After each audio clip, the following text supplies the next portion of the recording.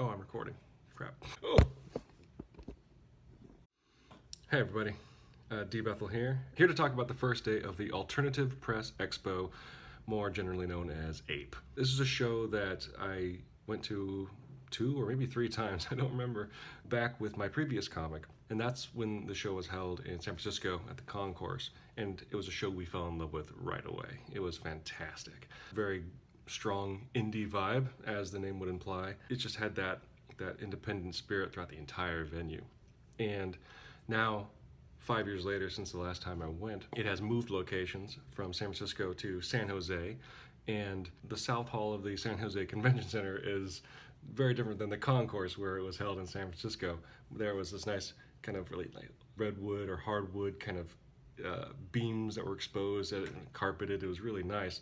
And this is a tent with the rigid skeleton. I was a little worried at first because I'm like, this looks a lot different than how it used to be, but I stepped inside and it's this cool, huge open tent, like a big empty airplane hangar. And it had a kind of cool vibe, but once I got to the booths and once I sat down and walked around and saw the other venues that were there, it had the same feeling as the APE I went to before, and it definitely has the same focus and is very much APE as I remembered it being. Just a little bit smaller, maybe a lot of it smaller. It's only been back in San Jose a couple years and hopefully it'll continue to grow. But that aside, the crowd was fantastic. It got pretty busy and I was a little worried because I had, a new series and it was an area I wasn't familiar with. People didn't know who I was, but sales were pretty good to the point where I'm slightly ashamed that I ran out of copies of Volume 2 and so I need to place an order. But I had some just amazing conversations with the people that walked through. Kind of reminded me a lot of CrockerCon, to an extent that the conversations about sort of the more, lit nerd side of things than just talking about superheroes and that kind of stuff. But I think that kind of comes along with the independent nature of the show. I'm gonna burp. The craziest part of the show is that I got to meet on accident an artist that is incredibly important to my development as a comic book fan and I think in an underlying kind of way as an artist. At one point this couple came to my table, an older couple, and they were very interested in hearing what Long John was about.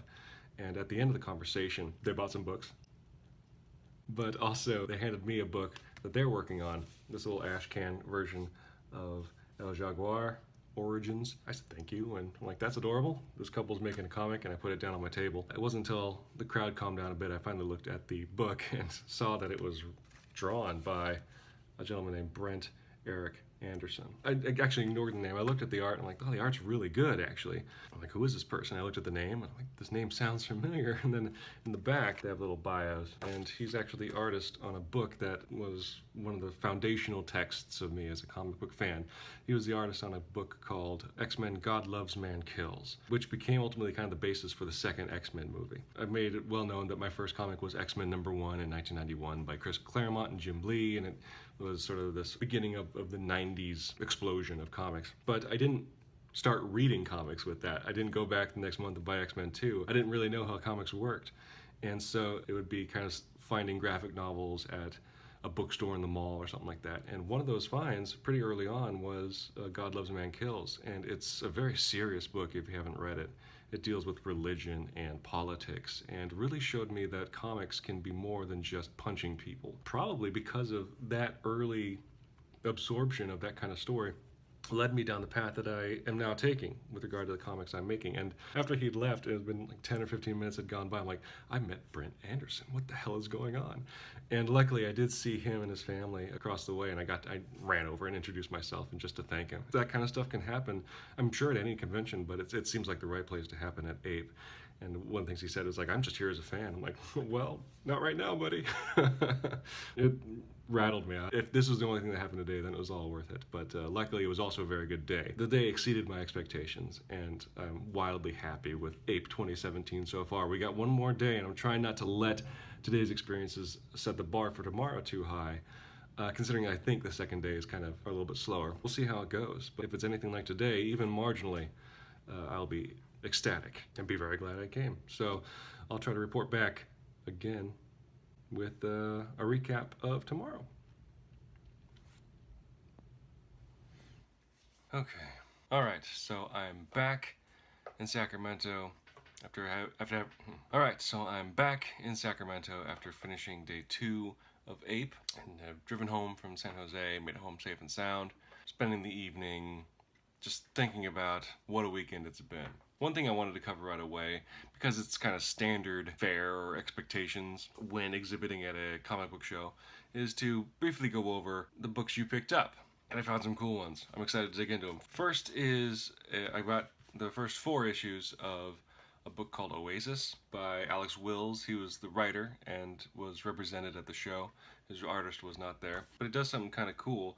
It's a sci-fi kind of drama.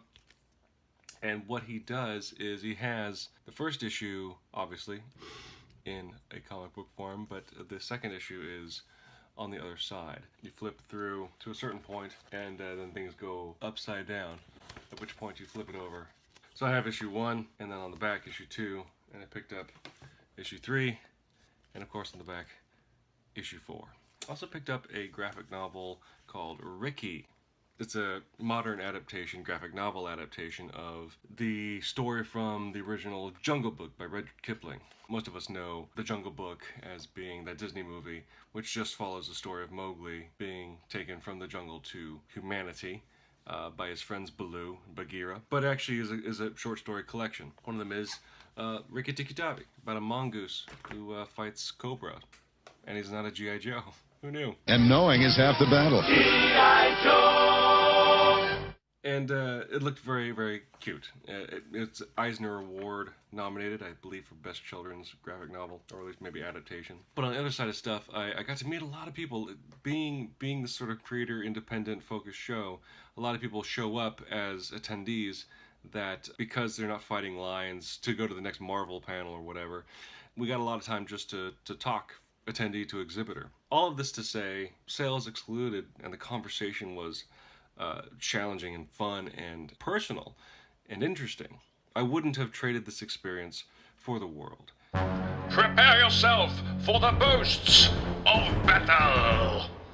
And that kind of points to the last thing I wanted to talk about with regard to this experience. APE is a show that's been around for a long time. As I mentioned yesterday, I've been to APE a couple of times between 2010 and 2012 with my previous comic. And that was when it was run by, organized by, I think even owned by CCI, or Comic-Con International. For those that don't know, that is the company that runs Comic-Con, or more popularly known as San Diego Comic-Con. And that's the big daddy of comic book conventions, and they have a whole bunch of shows, New York Comic-Con, and they used to have APE as part of it. And only a couple years ago, it was sold back to the gentleman that started the show. He got the show back and moved it back to San Jose, where it started. And since that move, people have been talking about the differences between the San Francisco show and the San Jose show. And having been to both now, there are differences, no doubt. It was a lot slower in San Jose. Like, this is, I think, the 3rd year since it's been back, and the crowd size was much smaller. But I think some people maybe had different expectations, and I saw, especially on today, a lot of empty vendor booths, which I understand, but like, just if people are coming in to the show and they see empty booths, it does hurt the visibility of the show. And if we want it to become better, why hurt the possibility of that happening? It is smaller. It was a lot slower, but I still did really well. So for me, I can't complain. And I would like to see this APE grow, because I think it could. I just think it needs a bit more support, not only from the creators, but perhaps from the people that run the show. A lot of people are coming in saying that they had only heard about it today, right, the second day of the show, that they didn't see any marketing for it. All of that aside, as a person that went to the show at its height, it still feels like APE to me. The same kind of people are there. Some of the same people I saw at the APE previously were at this show. And it's still aiming for that independent spirit, and it's getting it. So even though it is smaller, it is more compact, a little sparser, it is still APE to me, and I was incredibly proud to be a part of it. APE 2017 was a fantastic event for Long John, and I can't wait for not only for my next event, but for my next APE. I'm still working on Chapter 3. I'll keep you posted. Yeah,